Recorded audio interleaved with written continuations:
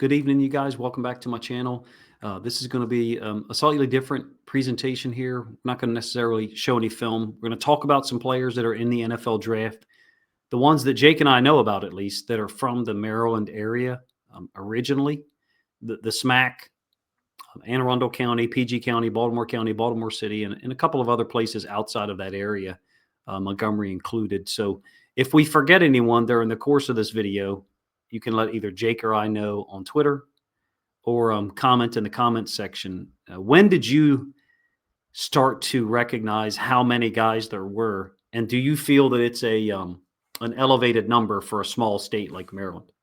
Yeah, I think in terms of the talent pool for this draft in particular, it's really interesting because there's a lot of quality guys from the state. I kind of got a sense that there were a lot of quality guys when I was at Maryland still, just seeing how many of them were highly rated. And obviously we had our own evaluations on them. We really wanted them at the time at Maryland. But yeah, that I kind of got a head start on that, back in 22, 21. But yeah, just kind of tying it back together. It's really, really cool. Lots of quality players at positions of need for the Ravens in particular. But, guys that you could add to any roster and they'd improve the quality and the depth of the team. So mostly defense, at least what we're gonna, show here. Other than Sarratt, the two Navy guys that we included, one of which is obviously from Pittsburgh. So originally, but I think I started to notice it weeks ago when we were working on the website. I know that St. Francis makes it look like an outlier because, like, for example, the second string running back for the Rams that went to Michigan, he went to St. Francis, but he's actually from Virginia. So that's not the case here. Sarratt, I think, is a Virginia guy originally, but to the best of our knowledge, right, and you can correct me where I'm wrong, Moore is Baltimore City.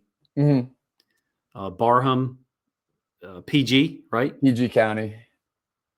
Not sure about Bowry, to be honest with you, but I know John Carroll, Roman Hemby, he went to John Carroll private school. He's an Edgewood kid, and Huskey, of course, was Frederick County, Middletown, and then after the pandemic season or whatever was lost, he ended up at Quince Orchard as a senior. So I don't feel like St. Francis here is causing a huge overrepresentation, maybe, because even the kids that they did pull in, they're from the Maryland area, I guess, other than Sutton, but he didn't go to St. Francis. He went to McDonough by way of Delaware, which is silly.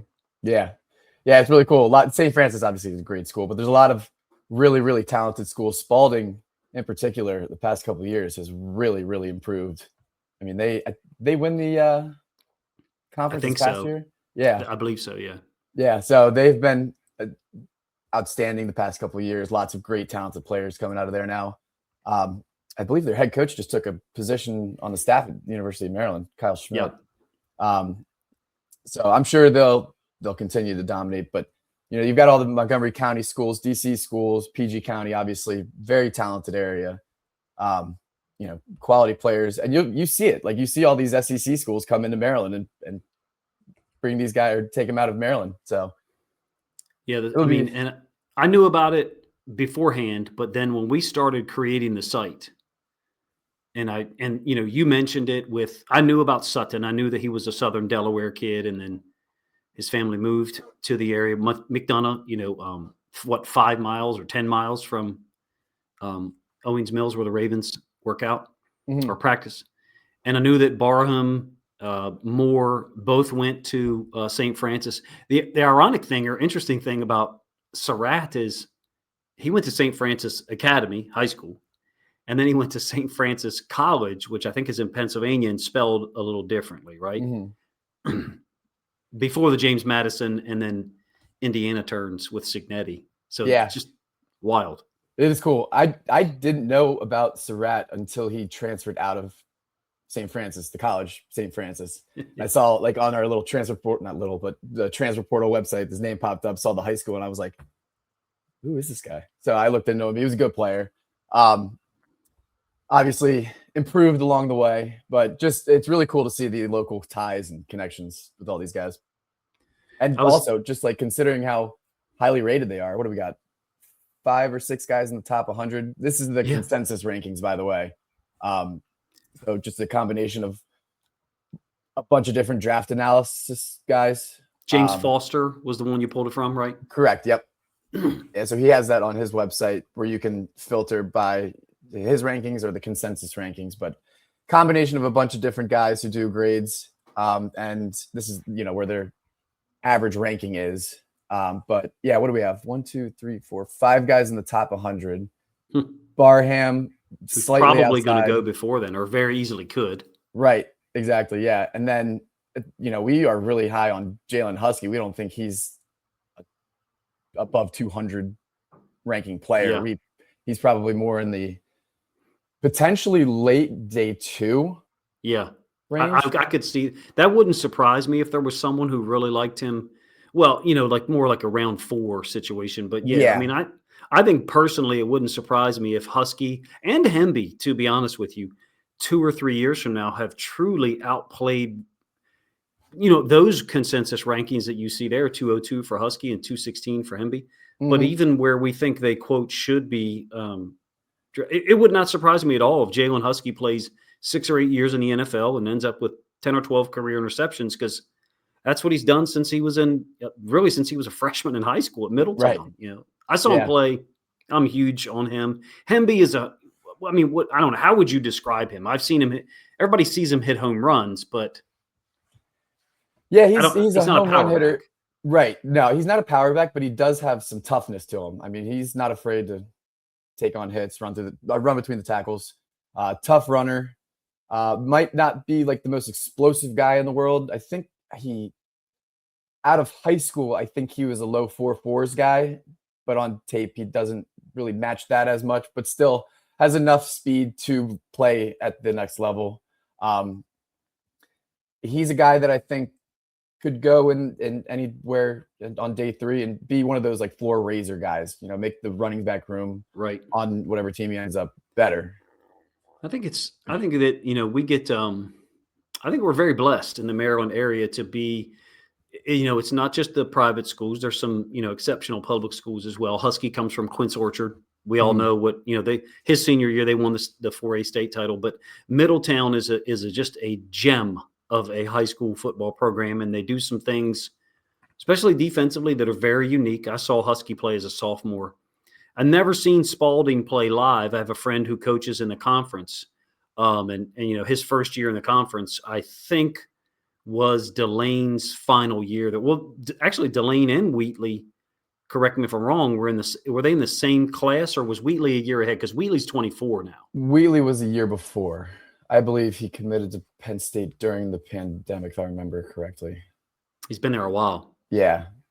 Yep. Well, the consensus that we posted here at least was 10 for Delane. I think we're on the same page. We could see anywhere before or after that, but certainly nowhere. It's really tough for me to look at a mock draft and see Delane on the board anywhere past 17. I just don't see anything like that for him. I think he's gone early. Right. Yeah, I think his range personally could start at 5 with Harbaugh and the Giants. I think it would be tough to pass up on him at 14, unless there's another, ass kicker that's there at 14 for us. But, he's there goes the dog right there.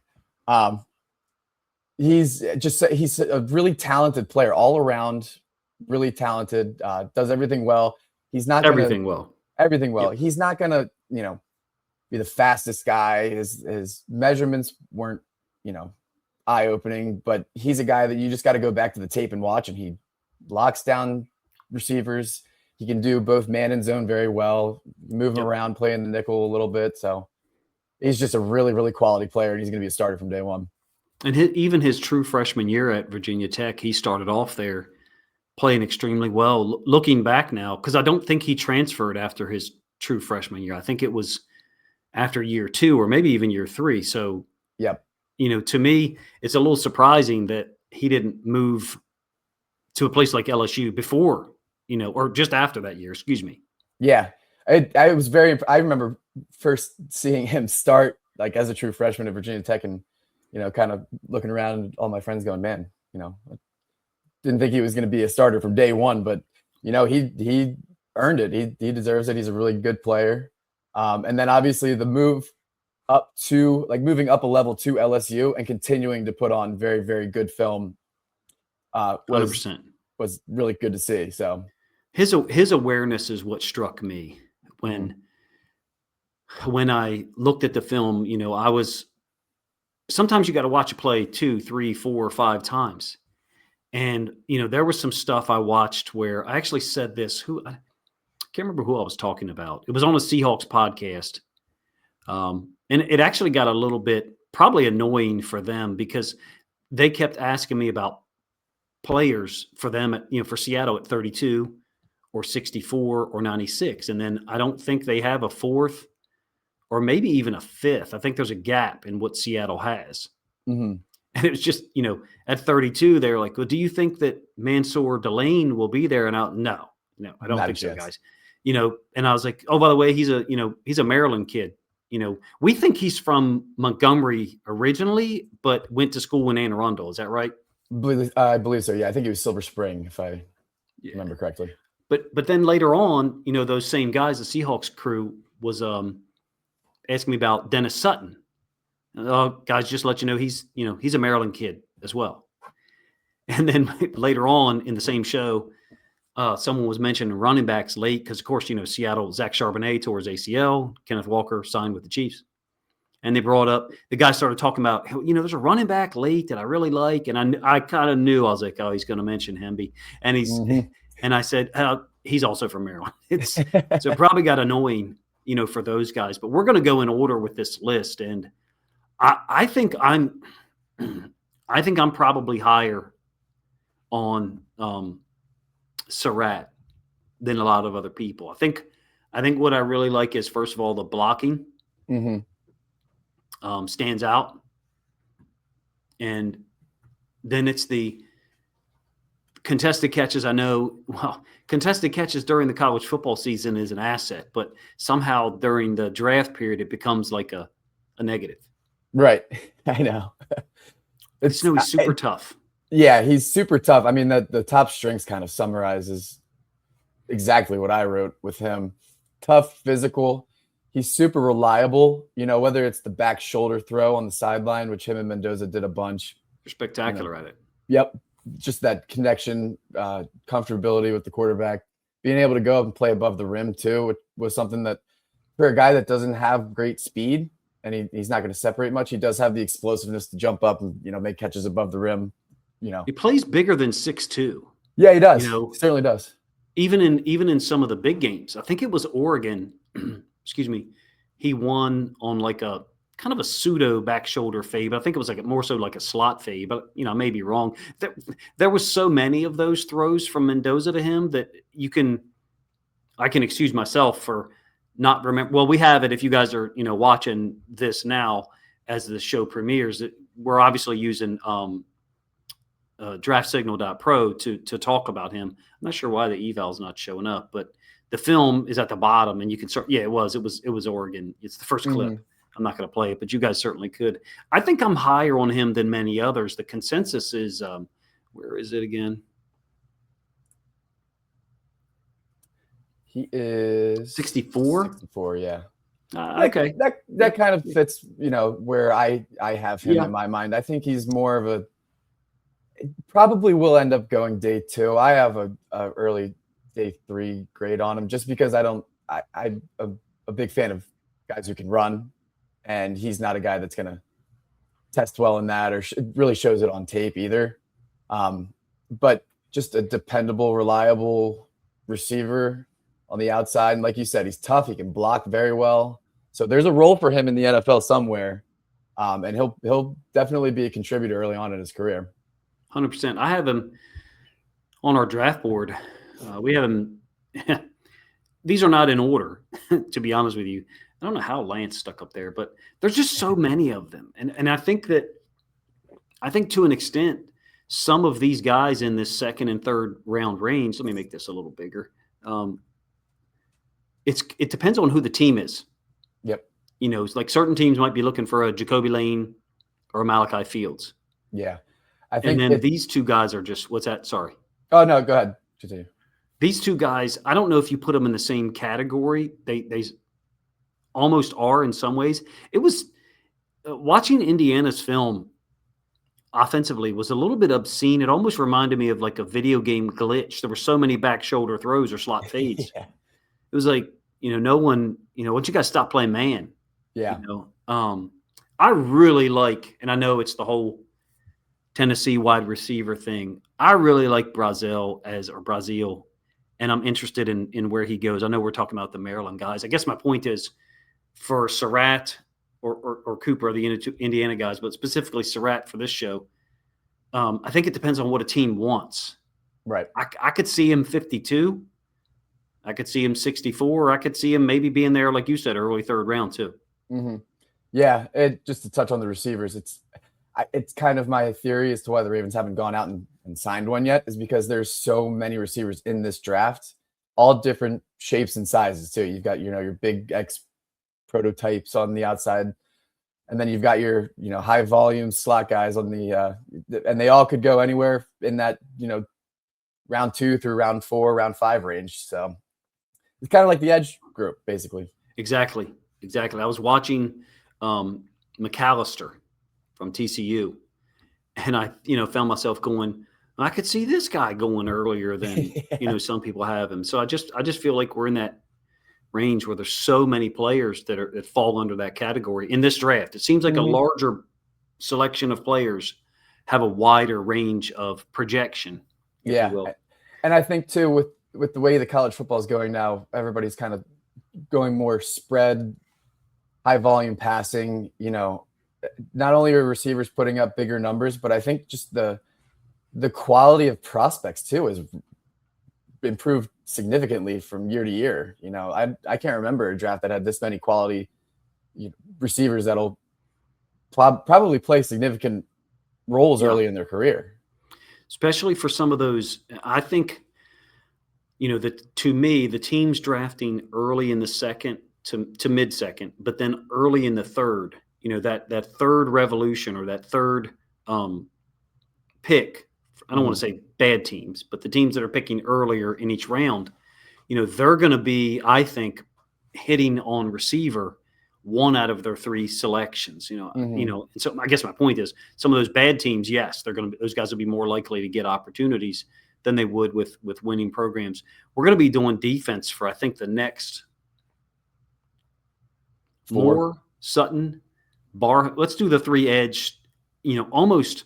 I kind of wanted to make a graphic for Moore, Sutton, and Barham together because I don't know. I think they each have separate strengths. Barham of the 3 doesn't have the refined pass rush moves, but in some ways people like him the most because of the explosiveness, the finish, and the just I'm going to run through your face attitude that he plays with. Not that Moore and Sutton don't play hard, they do, but I feel like Barham is moving up boards here lately.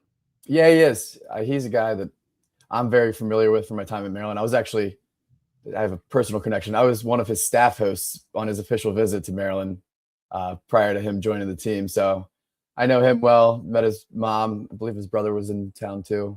So good family. He's quiet personally. We're doing more. I'm kind of going on a Barham tangent right now, but no, that's I think people want to know about him, number one, because the style he plays with is just it's impressive. And you really look at it and you say, I want that guy on my team. Yeah. I mean, he is not afraid to hit somebody, pulling blockers. He's a violent finisher. And Jaishawn, I played primarily inside linebacker early on. And I remember I asked him on his visit, I was like, what would you rather do? Would you rather play inside linebacker on the edge? And he was like, I'd rather be a pass rusher. So I don't know what the logic was starting him at inside linebacker, but finally was able to get full-time reps on the outside this year and showed flashes of that explosiveness, ability to get after the quarterback, finish with violence. But yeah, he's a really intriguing guy that has doesn't have the tape and the snap count to really, say what he is or what he's going to be, but it's that upside, it's that potential that he flashes as a pass rusher. I almost, this player comp is probably poor for some people because I think extremely highly of Dont'a Hightower. The reason why I did that, I don't think Barham is as thick and bulky as Hightower, but the reason why I did that, a couple of things. I'll never forget that Super Bowl against the Rams where Hightower, I think he's playing OLB to start the game, or maybe he's playing inside linebacker, but that 6'1" look that Flores and Belichick used, with one inside linebacker. So there's a lot of stress on that one inside linebacker. And then someone got hurt during the game and Hightower moved. Like he went from one to the other and played it beautifully. It's like, what? How, the biggest time, Super Bowl. Another guy that for me, and he's not the level of Hightower, that I will make the comparison to is Derrick Barnes, who plays for the Lions. Now, Barnes, I don't think is as sudden, as explosive and athletic as Barham. But what Barnes does spectacular. He doesn't rush the passer well, and this is why the player comp, I think, kind of fits. He doesn't rush the passer well. He doesn't offer the Lions a whole lot getting after the quarterback, but he's spectacular at lining up at edge or outside linebacker to the boundary and then dropping out in coverage. And I know that Barham is, talked about as not being good in coverage, but Barnes was as well. And then there's a difference in playing inside linebacker and dropping in coverage versus playing OLB and dropping out. And you're kind of, for a moment, you're kind of outside of the quarterback's focus. I can't tell you how many times, especially in 2023 with Detroit, because Barnes missed pretty much all of 24 with an injury. How many times in 23 quarterbacks against the Lions would, look over here to the field. Again, Barnes is into the boundary. Look over here to the field. Okay, there's no one there. Come back to the boundary, and Barnes is in a window that he's not supposed to be. And so the quarterback has to hold the ball, boom, sack, or a pressure. And for me, I think Barham, my guess is in the pros, he's going to be a boundary side OLB who drops some, or maybe, even pre-snap, they move him back to create like a 3 inside linebacker look. I don't know. Do you think he's a full-time edge defender? I think he's got the athleticism to do it. I just don't know that on whoever he gets drafted to, that there's not going to be two guys with better pass rush moves than him, no matter what, at least right now, 26, no matter what team he goes to. Does that make sense? Yeah. And I think that's a perfect way to sum it up. Right now, he does not, just because he's still new to the position at a high level. But if you look at his testing numbers here, I've got his percentiles. He's got 76th percentile arm length, hand size 80, 40-yard dash 81st percentile, broad jump 83rd. So he's explosive for sure. And you see it on film. You see it on film. Yeah. That closing speed too is something that's really important. Trying to hunt down a running back, going down the line or just closing in on a quarterback. But in terms of what he kind of could do this year and next year until he develops as a pass rusher, I could see him being kind of like a Swiss Army knife, like you were saying, kind of like a Jahad Campbell last year, where he's not a full-time, fully developed edge rusher yet, but he's still athletic. He's still a violent tackler. He can move around the field pretty well. So it'll be interesting to see what role he kind of finds for himself early on, but he's definitely a guy that you want to get out there because of the talent level. The other guy he reminded me of was a UCLA kid from last year. I think it's Oladejo. Who had played inside linebacker and then moved to edge, I think, as a senior, or his last year. And, I could see Barham, he plays like his hair is on fire. I mean, he plays. And so from a Ravens perspective, I feel like, let's just say that you get a Jaishawn Barham at 80. I think that's an A-plus pick. Absolutely. I agree. For my money, comparing him at 80 to Adisa Isaac at 93 in the 2023 draft, I think is no comparison in the type of athlete you're getting, in my opinion. And, you add in the positional versatility. You can put him in it inside. You can put him down at the line, use him as a blitzer. He's great against the run. So Let's do these other he's guys in order. I know we skipped around there. Sorry. I think that was my fault. I think I handed it off to you and you took off with it. good. I did. I sprinted away with it. I really like Derrick Moore. I feel like he's one of a number of guys in this draft that fall in that range.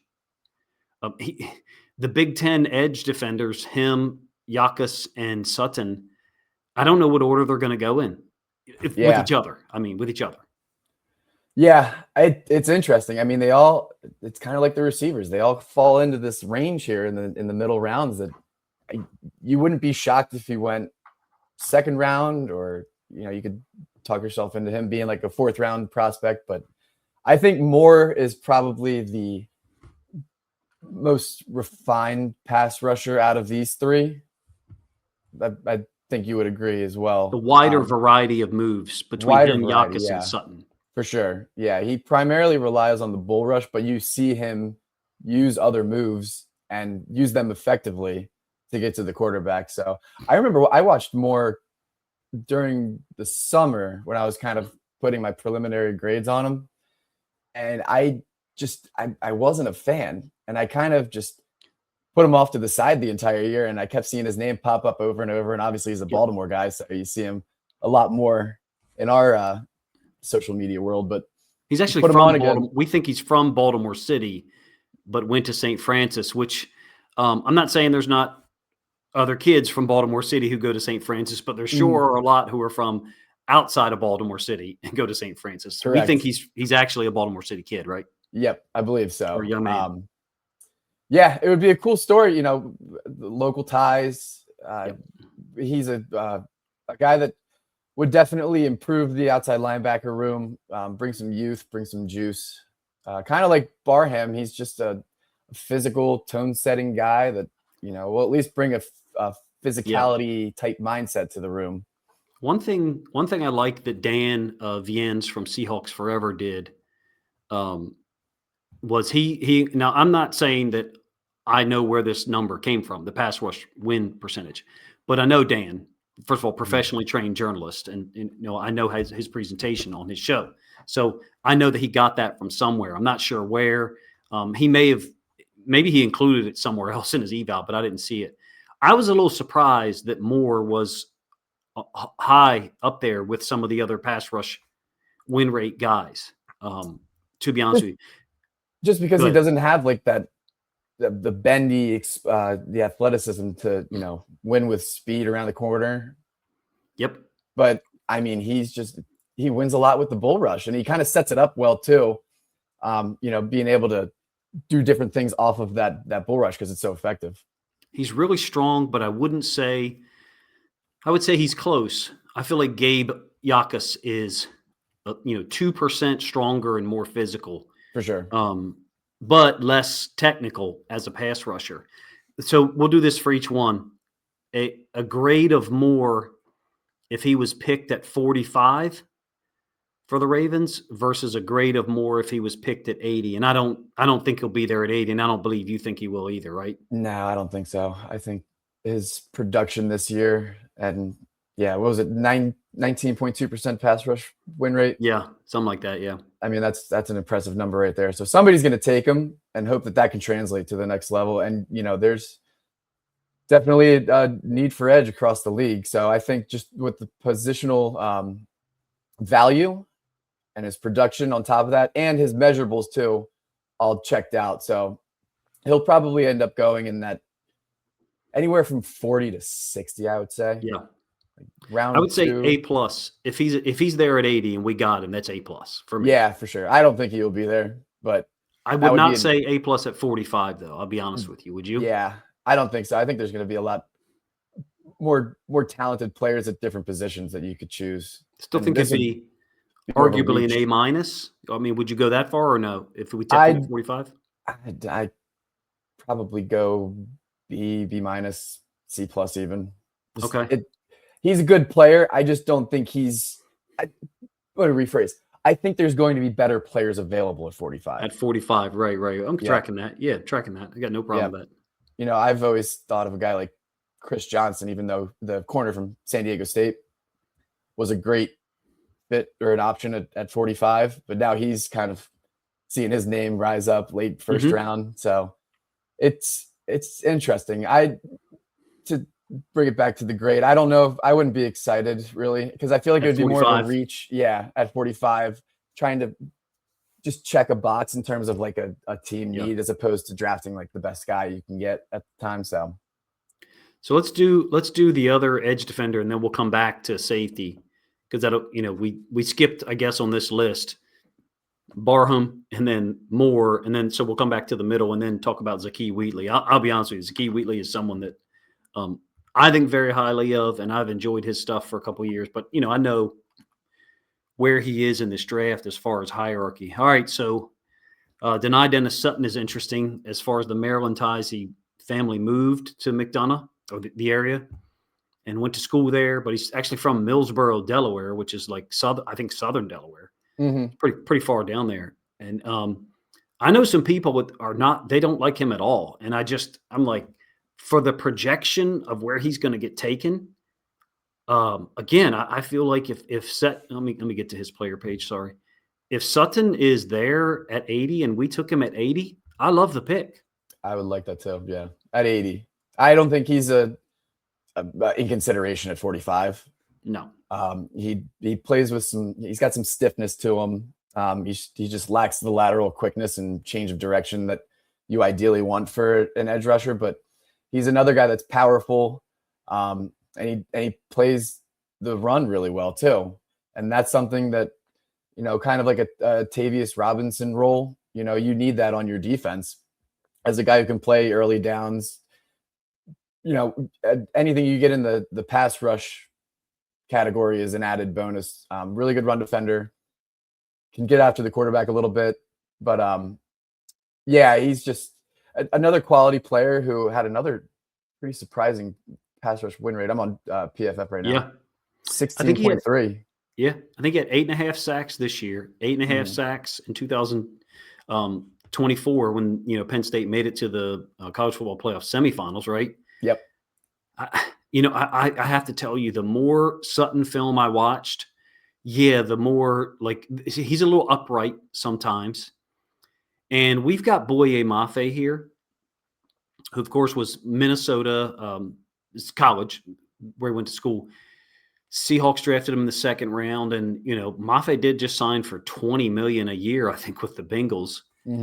And he had been beaten out, Mafe, by Derek Hall, who's really limited with his pass rush as well. But Uchenna Nwosu and then DeMarcus Lawrence signing. I'm going to tell you, like Dani Dennis-Sutton, I feel like if he goes to a place like Seattle, I don't think the Rams will take him, because the Rams just took Josiah Stewart last year, and he played well at times for them. Yeah. And they've got, their two starters, I think Verse and Young. I feel like Sutton in a place like Seattle would play well in the opportunities he would get. Of course, the opportunities would be limited in a great defense like that. Sutton in Detroit, I think he's an immediate upgrade over the following guys. Josh Paschal. Muhammad is a different thing, because Muhammad was a DPR, a designated pass rusher, who's now since obviously signed in Tampa Bay. I feel like in Detroit, Sutton, I could see him playing 40, 45 snaps a game and learning about the game. He generally played on the right. If you watch two of his games, 2025 Michigan State, the 24 game, I think, was one of the college football. He had a great run in the college football playoff last year. If you watch those two games, you can convince yourself that he could come to Baltimore and play. But look, we got Mike Green, Tavius Robinson, Trey Hendrickson, Isaac, I know, is going to be, have an opportunity. I like Dennis-Sutton better, more than other people do. I don't think he's on the board at 80, but I get the sense from listening to you think he could probably still be there, as opposed to Moore and Barham. You don't think either one of those guys will be at all, right? It really depends on how other teams view him. I think if they would fall to 80, it would be awesome for us, but kind of a surprise to me. Especially when you look at Dennis-Sutton, he has, I mean, his combine, was it the combine or his pro day or whatever it was? 4.63 40, which is 81st percentile. Vertical jump 39.5, which is 94th. Broad 131, which is 98th percentile, I think, and put up 26 reps in the bench. So I love how they all did all the testing too. Agreed. The guys who tested a lot, mark. when all this stuff loads, it's really nice. You're like, oh, this is great. The guy did all the testing. Yeah, exactly. You don't see it anymore these days. So it's cool to see him. That just shows and you see it on film too. He's a competitor. He's a high motor guy. What I liked about him too, he played the bowl game this year. I mean, how many guys in the draft process do you go and see that they drop out just to, focus on the draft or whatever? So I think he's got a gamer mentality. What I like about him too is, although he might not get home all the time and get to the quarterback, he has the length and the size to just disrupt pass lanes and disrupt the quarterback's vision, which, it might not be a pressure or a sack or whatever, but it can affect a quarterback's throw or, the way the ball gets. Yeah. He's very smart. He's very experienced. I don't think initially, this might be a generalization. I don't think initially through 2 years at Penn State that the returns were necessarily what people expected, because he was playing, I think, when Manny Diaz was still there in 23. Mm-hmm. And then, of course, Diaz left. I think the film the last 2 years should be separated from that. Manny Diaz defense is it's a little bit Brian Flores-esque in some ways. It's right. The angles are different. The edge defenders aren't always being, quote, edge defenders. There's a lot of movement. It's kind of what Adisa Isaac, we drafted Adisa Isaac. He had 9.5 sacks, I think, his final year at Penn State. But I remember saying almost verbatim, a lot of this was not organic. It was generated through Manny Diaz's scheme and pressure. Right. Sutton, to me, is a little different. I mean, you said the pass rush win rate was what, 16? 16.3. Yeah. And like you said, too, he's not really getting schemed up sacks. It's, he's winning with effort. He's winning with his strength. Closing speed on the quarterback is really good. So he's winning on his own. You know who I'm hearing, and I don't know that I didn't put it down as a player comp. Obviously, I did Boye Mafe. This name will be inflammatory for Ravens fans because he played so well for us. A guy who doesn't necessarily have great technique from a pass rush standpoint, plays kind of upright, but is a downhill player, is going to try to dominate physically the area of space that he's lined up in. I'm hearing Jadeveon Clowney, and I know that Clowney was a consensus, top pick, and Sutton is obviously not. But from a play style standpoint, a height and weight standpoint, that's what Clowney is, even to this day. He's a guy who he does not have great hand technique, and he's often very upright. So I think there's something to be said for Sutton being a better player in this draft than maybe some people expected a year ago or 2 years ago, and they're not willing to push him up boards just based on stats. Mm-hmm. But it's also possible that because he's a Maryland guy, I'm rooting for him more than I would be. Right. I have watched a lot of film of him, and just very similar Moore. I didn't like it at first 2 years ago, but the more I've watched, the more I have enjoyed it. And he's certainly a guy that I'll be rooting for to succeed, even if he doesn't end up in Baltimore. Yeah. He, similar here, just wasn't a big fan at first, just because of the stiffness and the lack of, ability to dip down and turn the corner. But the more you watch him, the more you see, he finds ways to win. Violent finisher, physical. Just the local ties too would be really cool connection. And I think he can play all 3 downs. I don't know if you want him as a third down pass rusher, but he can. If guy goes down, you see he finds ways to win. So said this about Barham on another show, and I kind of had the same feeling about Sutton, and that's he looks like a guy that I wouldn't want to necessarily coach against. Yeah. He looks like a guy who I'd say, oh shit, my left tackle is in for a long day because that guy never stops coming.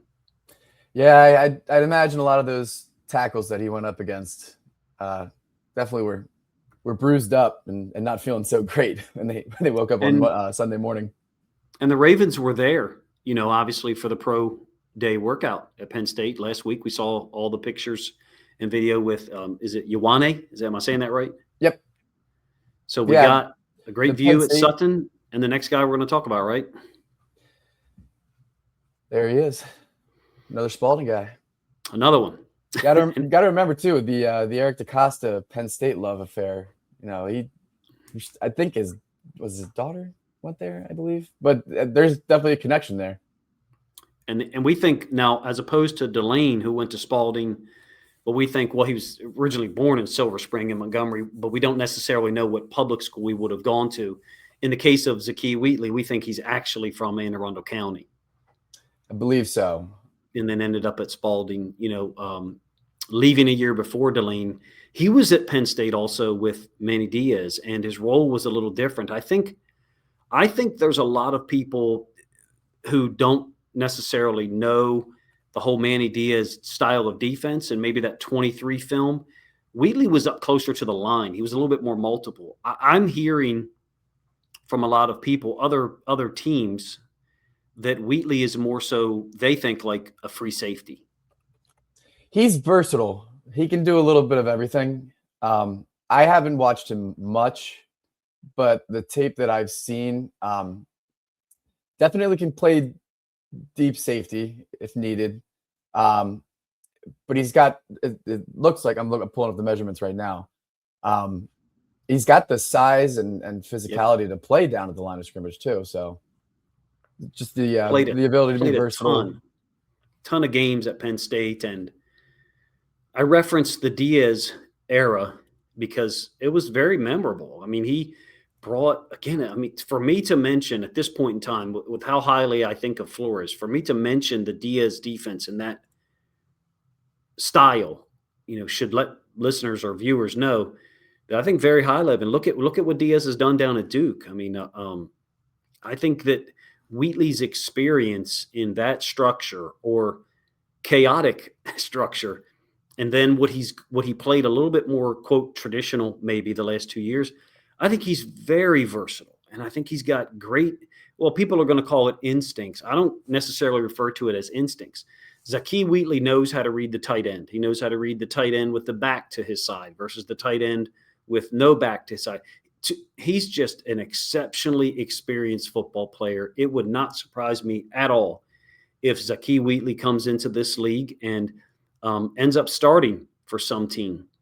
I had another comparison. Of course, this player is a little bit more explosive and of course, has since signed with the Steelers, so people aren't going to like it. I kind of liken him to a Jaquan Brisker, that he can move around a little bit. The only difference is Brisker, I think, at this point is more of a drop-down kind of guy, and Wheatley is, at least in the beginning, being projected to be more of a free safety on the back end. But I think he's a little better tackler, and a guy who he's found the football a lot in his career, although he has played 60 games. Mm-hmm. Yeah, Wheatley here, 9 takeaways in his career, 5 interceptions, 2 fumble recoveries, and 2 forced fumbles. Pretty cool note here. In the Orange Bowl last year against Notre Dame, he had 16 tackles. Yep. Which is impressive. But yeah, versatile player, fit for the Ravens. I don't know if he would be a guy that I would consider, especially with the Hawkins signing now. Yeah, late, right? He'd have to be a 5th round. Yeah, 5th. Yeah, 4th at best. Yeah, but I think he's another guy. I feel like I'm repeating myself with these positions. The safety group, from how we've talked about it on the side, but another deep position. There's going to be guys that might not go as early as these edge or receivers go, but just quality depth all throughout the draft. And you're going to get a guy who can contribute on special teams right away, and then can probably carve out a role early on because he's smart, he can tackle well, and he can move around the field. So I see him like a good player. A little similar to Trader in that Trader went down there to Miami, and I have a lot of the film collected, of course, because you know that I loosely know the family and think extremely highly of them Great from an kid athletic too. stand. Yeah, he's just awesome. Great lacrosse player, just superb at everything. I kind of liken Zakee Wheatley to him in the sense that Trader went down there to Miami and played a ton of snaps Hmm. his rookie year. And there's some stuff in there. I have a couple of instances of him getting beat, or maybe a read that I think he messed up on. But I could see Zakee Wheatley 1 year from now having played 500, 550, 600 snaps for some team in the NFL. Of course, the Dolphins are a little bit of an outlier, it's a bad team, right? Right. It just depends on where Wheatley ends up getting taken. Consensus that you've got on there was 81. Believe so. Yeah. I mean, I really like Zakee Wheatley. I could see him lasting to the 4th round in this draft because, like you said, of the depth of safety that's there. People can kind of go gather what they want, but I could see him being taken before we make our pick at 80. Yeah, definitely. I mean, it like you said with Trader, you see there's plenty of reps, so he's experienced, he's productive. Penn State this year was kind of a tough watch just because of how the season went and the coach getting fired and all that stuff going down. But I mean, he still played at a really high level all throughout the year. So he's a guy that just based on the versatility, size, production, obviously probably said experience, but I'll say it again, experience. He's a guy that you can probably add to your team and be a quality third safety right from the jump. And there's obviously coaches talk, and I mean NFL coaches, college coaches, and perhaps some people listening think I'm overstating. When Manny Diaz starts talking defense, people listen, and so whatever he has to say about Zakee Wheatley, I think James Franklin also as well, but the experience that Wheatley had in that defense, asking him to do a lot of different things. I think that's an important thing to continue to mention because this is not just a free safety that's going to play back there in the middle of the field. He can do a little bit more than that. So I really like his film, really like his game. Have rooted for him for probably 3 or 4 years at Penn State, and seeing him produce a lot, was awesome. I know nothing about the next guy on our list, Bowry. You do. The only thing I know is he's from St. Francis. Surprise. Right. These next couple guys, we'll touch on them real quick because they are most likely, well, outside of Huskey, we'll dive deep into him. But for the most part, day 3 guys, but they have either the tape or traits that make them a draftable prospect. Bowry was a guy out of St. Francis. He was not as highly rated originally, kind of a late bloomer, but he was really high on our board. I believe he was one of the top guys. We really pursued him, really tried to get him to Maryland, ended up going to Boston College. But if you look at the measurables, I believe, what do I have on there? 6'5" and 1/8, 314. Pretty fluid mover in space. I think a lot of the draft guys online can see him kicking into guard at some point, kind of being like a swing tackle type, which. Are you surprised by that number? I am. Yeah, a little bit. Yeah. Honestly, I think a lot has to do with just the athleticism and the size combination there. You aren't really concerned about him, being overwhelmed by anybody. He's able to move his feet well. I think I'm definitely understating or underestimating. If they've got him that high, we don't even have him on our site. So we'll definitely be adding him and getting some offensive line film up there when we can. I mean, the only position groups that are lagging as far as film is really offensive line, receiver, some of the quarterbacks as well. It's just very difficult to get to so many players with as far as film. We do have the next guy on the site though, Landon Robinson. I think he's kind of I don't want to say household name, but I think everybody knows about him now after that performance at the pro day. At this point, yeah. That pro day was unbelievable. He's a guy that obviously the size concerns are massive, but you look at those testing numbers, that's freaky athletic stuff he did. Obviously from the Annapolis area, so I love me some Navy football. This guy is certainly a draftable prospect just because of what he put on tape. His flash is flash. I mean, he is a twitched up guy. He's super, super quick. Initial burst off the snap, lateral movement ability.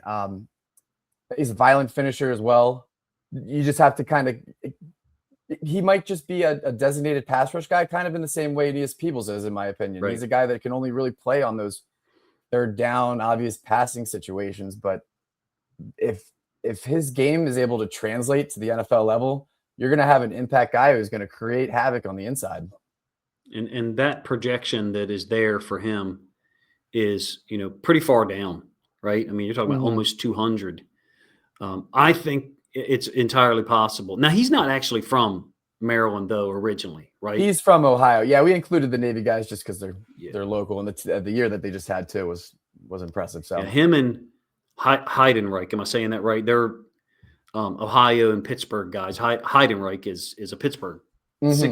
Played at a 6A school in Pittsburgh, so it's not like he played at a small school. I mean, Huskey went to Middletown, which is 2A, but if anyone knows anything about Middletown football, if Middletown played a 4A schedule, they're going 8-1 every year anyway. So, as far as comparison of certain schools are outliers, but Heidenreich was a 6A player of the year in Pittsburgh, to my knowledge. I don't know anything about Robinson in high school, but you have to imagine with that athletic ability, you have to imagine he was pretty impressive. Yeah. And another thing I like too, in terms of the Navy kids, you're going to get a great person, super disciplined, and just show up with that competitive fire and the mindset, the growth mindset to get better every day. Leader on the field and in the locker room. So I'm interested in Robinson. Because the Ravens have so many picks, there's a part of me that almost wonders that, we're going to take maybe not a Robinson, but is it 4 fifth-round picks, 4 of them? I believe so, yeah. I'm sure we're drafting a punter somewhere, right? Yippee. So probably, I would imagine. It wouldn't surprise me if a guy like Robinson is someone that's a flyer in the 5th or, more likely the 6th. Yeah, absolutely. And like you said, with all those picks, you can kind of take a swing or a gamble. It's very similar to Peebles again. They had so many late round picks, and he's a guy that on tape had quality production. He's disruptive, but it's the size thing. And a lot of teams will cross this guy off because of his 5'11", shorter frame, the lack of length. But you go watch him play, and he's such a disruptor because of the quickness and ability to get after the quarterback. I think as far as what, the Ravens have, Matabike, somewhat of a question mark. I think me personally, I'm willing to be extremely hopeful there, but I would like to see Peebles and Landon Robinson have to compete for a spot. And, we just drafted Peebles last year, but that's the nature of the game. That's the nature of what this is. Yeah, and so, absolutely. We got Peebles in the 6th round last year. To me, picking Robinson in the 6th round this year seems appropriate. I think that'd be a pretty good selection. 5th round, maybe not an A, because we have other needs, but I could see a team taking him sooner than we can grab him in the 6th, if that makes sense. Right. He's a draftable prospect despite the size concerns, just based on his tape. I like what you said there, though, with the competition with Peebles. Go out there and earn it. I mean, you really have one spot on that defensive line for a guy that's solely just going to be a third down defensive, get after the quarterback, pass rush type guy. He's not, Robinson's not going to be effective in the run. He's going to get washed out. But as a guy who can get after the quarterback, that'll open up things on the outside for Hendrickson and Green and whoever else we have out on the edge.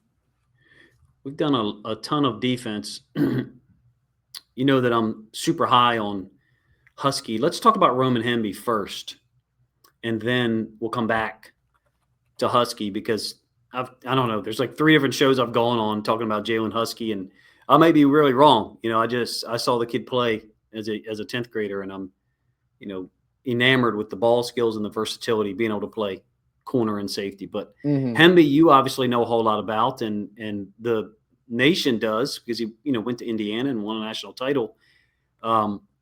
We talked about him a little bit earlier. I think when I first started to hear of his name, I was like, this guy just keeps hitting home runs.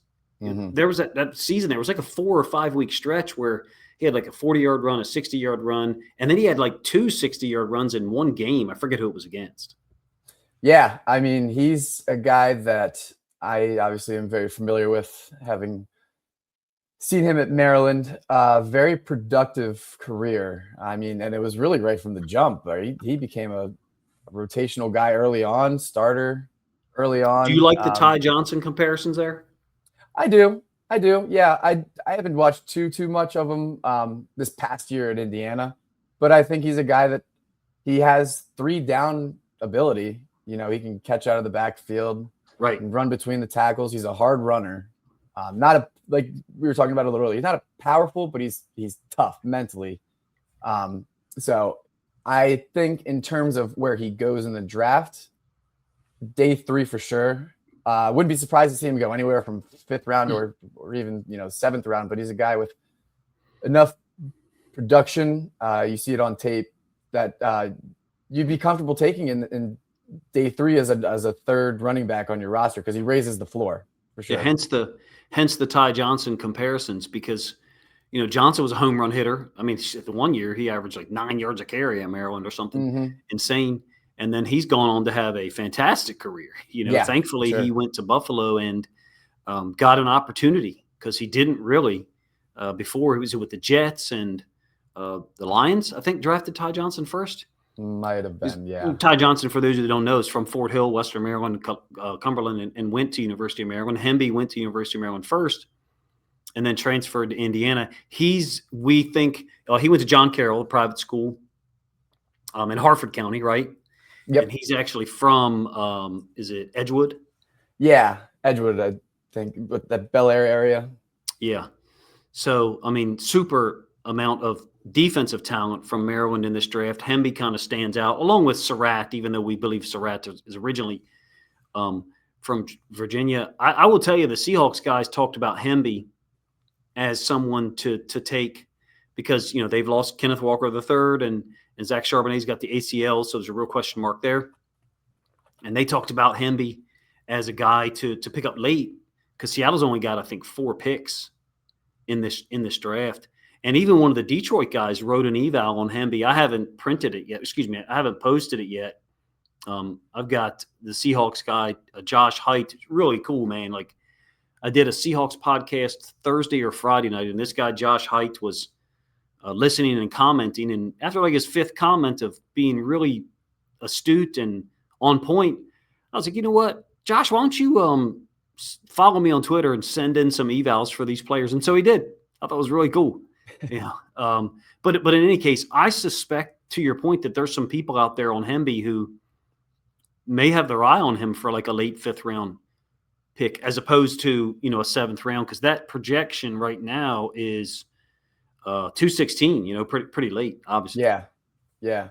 He's I'm looking at his career stats. I mean, plenty of carries, lots of production, had a near 1,000-yard year with Maryland in 22, 10 touchdowns.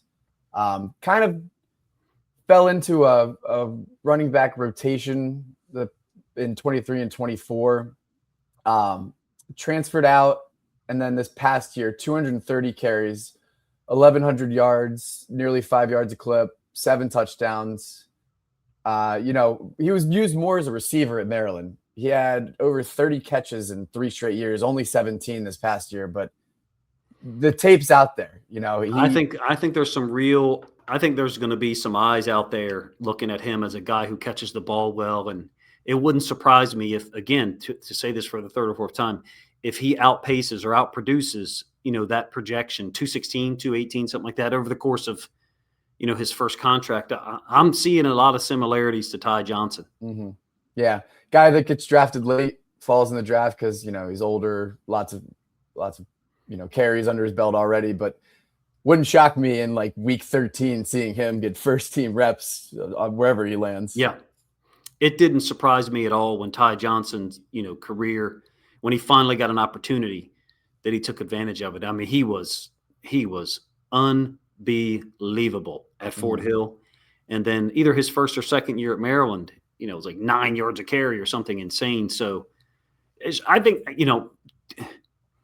I think there's some over-representation here for Maryland in this draft of high-quality players, and that's kind of what we're getting at in this one. But being two guys from Maryland, we may be overstating it. I know that I'm overstating the next guy compared to most people. I'm trying to load the player page up.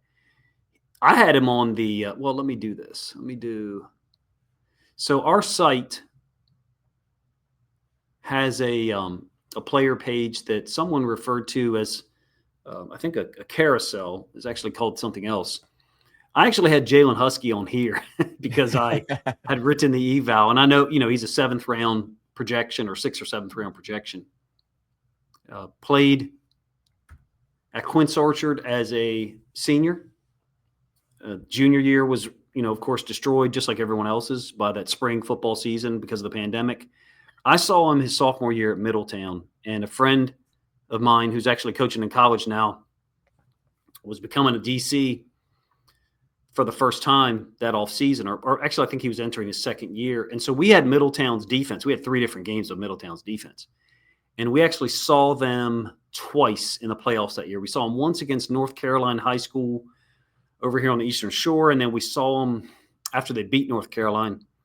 I saw Huskey targeted 5 times in the span of those 2 games, and he had 3 picks. Jeez.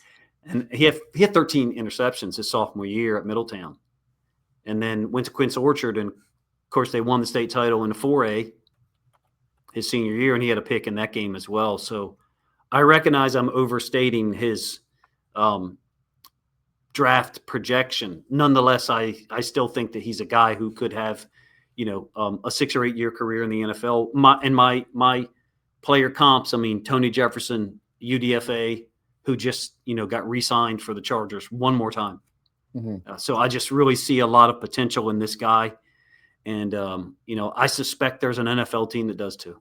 Yeah. I mean, there's one thing that I value very highly with DBs in general, but certainly safeties is, your ball skills and being a ball hog and creating turnovers and, disrupting passing lanes at the catch point or whatever it may be. And Huskey does that. I mean, he's a ball hog. He finds a way to be around the football a lot. And I think that's very valuable. And there has to be a team out there that sees that as well. And we say 6th, 7th round projected right now. I wouldn't be shocked if he goes way earlier than that. Yeah, exactly. And the thing about him too is, he went to Bowling Green out of high school from Quince Orchard. I think he committed pretty quick once Bowling Green offered him, if I remember. And Maryland finally got it right and brought him in. And he was actually an outside corner for a while. Yeah, you can see that on tape. You can see that on tape too. He's comfortable as like a man-to-man defender. Yeah.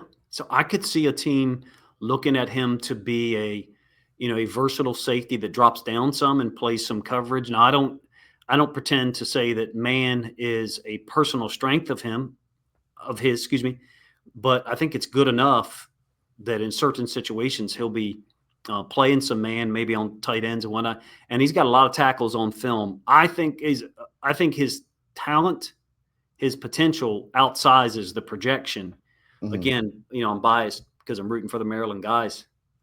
But his film looks really good. We've got a lot of film on the site of him, probably too much for a 7th round pick. I've given you, Jake, actually, you had the suggestion to stop putting one play on and put series of plays. And that's what I'm trying to get done now in the next couple of weeks is get more, 3 minutes of a player as opposed to just one snap or one play that, is a small snippet of what they can do.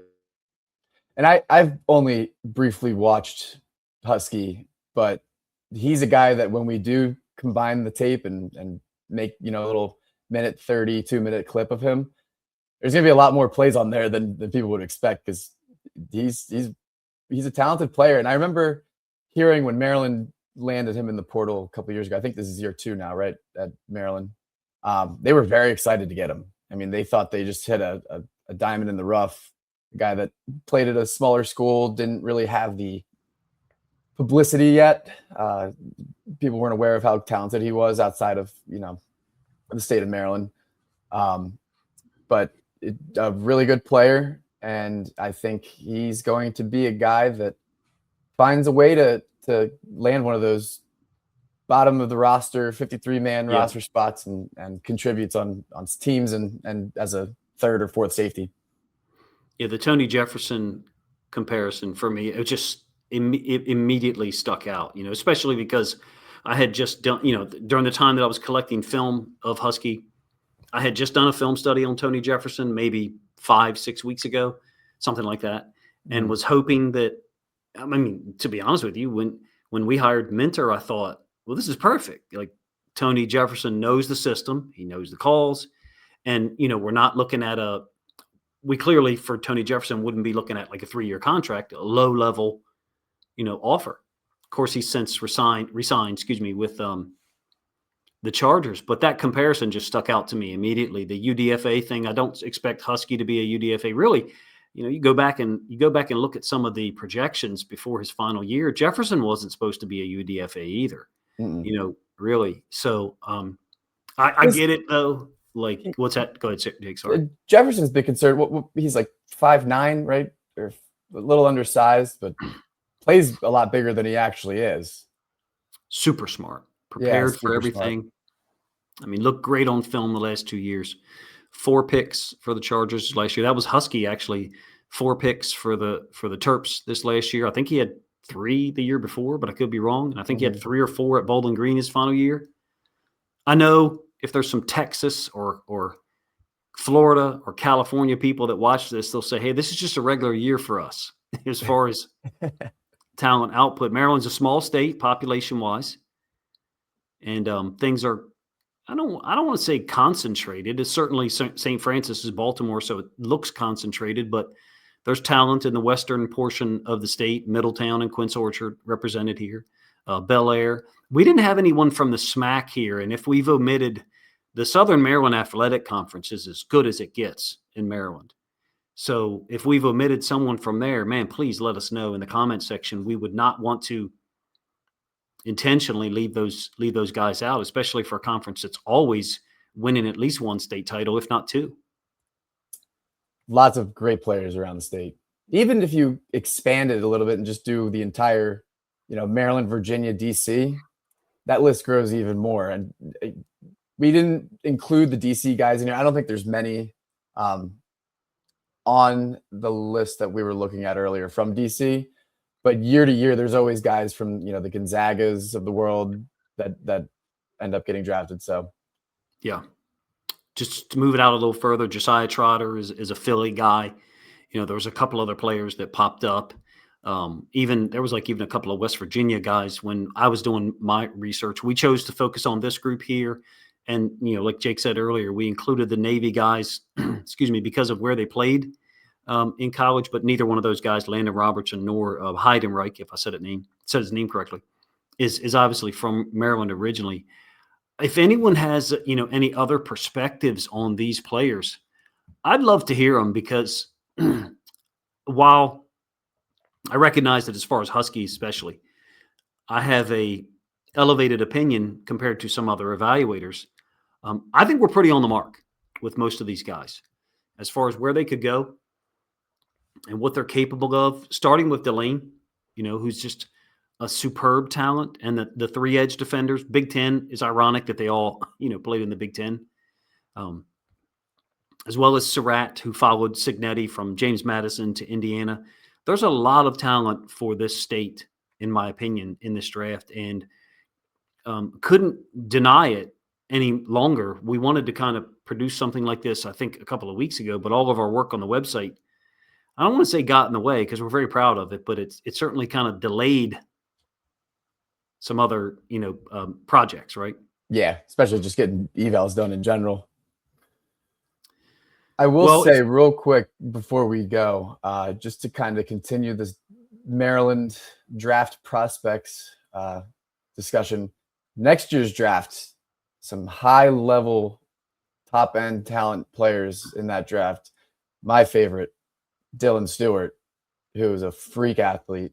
I mean, Friendship, right? Yeah, Friendship. Yep. He's super, super talented. I personally think that if he were in this draft, he'd go top 15. This that draft, good. right? Yeah. Right. And then, of course, you have Jordan Seaton out of Colorado as well. Or he just transferred to I know Texas or something. But I know that the old coach at Friendship, Azar, who had spent some time at Maryland, those guys had those years where it was incredible the amount of players they put in Division I schools. I'm not saying that that's drying up, but there doesn't seem to be the same number coming out of Friendship every year. But certainly Dylan Stewart is a headliner. You also have the is it Washington, the quarterback at Maryland, right? Who will be not this year, but the following year draft eligible, right? That would be his junior year. So I guess that'd be the 28 draft. Is that right? 28 draft, yeah. Maryland's going to have a bunch of guys in that 28 draft, potentially. They spent a lot of their time and money and focus on keeping their young core together. And a lot of those guys were true freshmen this year. So we could see potentially not only Maryland on the field improving, but having guys in the draft 2 years from now come out and be quality prospects. You think it's possible? I'm not sure. I'm not sure that I can say. You think it's possible that we have this type of representation every year moving forward? I guess here is where someone could say St. Francis pulling, people from, well, in the case of Sarratt, we think it's, Virginia, or Dennis-Sutton from Southern Delaware, Millsboro, I believe. So do we think it's possible that this type of year is somewhat of an anomaly, or we could see this more moving forward? I don't think so. I think this could be something that we see year to year, especially with the top end talent at these top schools. St. Francis, Spalding, we touched on it earlier, has become a legit program. So I think the top players are always going to be there, depending on if they continue to develop. But then again, you have guys like Jalen Huskey, the Navy kids, who we don't know about right now, but they pop next year, or they Right. transfer up, level up to a better school and perform at a high level. So, I mean, if you told me Mansoor Delane would be the 10th best prospect this time last year, I would have probably looked at you with a weird look. But just the way he played this past year was outstanding, and he deserves it. So Yeah. I had him and Terrell and a couple of other corners, some of their film saved from last year, but I didn't know, to your point, I didn't know where they would shake out from a hierarchy standpoint. It's going to be pretty cool to see, Delane go off the board early. The rest of those guys are going to be, pushed down into that late first round, more so second round into third type of situation. So day 2 is going to be a lot of fun as far as watching Maryland guys go off the board, even into day 3. Well, thank you for this one, Jake. This was one that I think we knew we were going to do probably 5 or 6 weeks ago. It just took a while to finally get time and to get away from the website for a little while to finally produce it. Yeah, definitely. It was a lot of fun. It's really cool to dive into the local ties and see the quality prospects that they're producing. Especially for a state that gets, sandwiched between Pennsylvania, obviously Ohio, and we're not a southern state either, even though some of us sound like it, myself included. We don't get the credit. I think Maryland doesn't get the credit for some of the talent they have, in particular, really basketball. I mean, PG County basketball has been, Kevin Durant, Michael Beasley, Len Bias, of course, some really historic names. Absolutely. In the basketball world. So I'm looking at this early 2027 top prospects list, and I think there are 5 or 6 in the top 100 from Maryland. So, wow. Yeah, going to be another strong class. I mean, definitely, in my opinion, this year's definitely overrepresentation, punching above their weight, whatever phrase people want to utilize. So it's going to be a lot of fun, come draft. Well, first round for Delane and day 2 for the rest of those guys. Well, if you all, enjoyed this one, please let us know in the comment section, first of all. Second of all, the website that we use, I mean, we're obviously trying to promo it somewhat, but really it's just, being able to show this as opposed to making a graphic in Photoshop or whatever is just so much ease of use. So hopefully you don't think it's lazy content. I mean, it's just work that's already been done on the front end by Jake, myself, Jen, so many different people. I'd be remiss if I didn't mention all the different people, or briefly point that, all the different people that provided evaluations and gave us information, some of which are still being added at the bottom, like Chris Aguilera, a Ravens fan, who I think he's done 20 offensive line evaluations for us this year. So just super happy with the site and trying to present it to you guys. In this case, do so with a Maryland flavor. So we appreciate you guys' time. If you have, any other players to include here or guys you think we missed, feel free to let us know in the comments section. Appreciate you guys' time.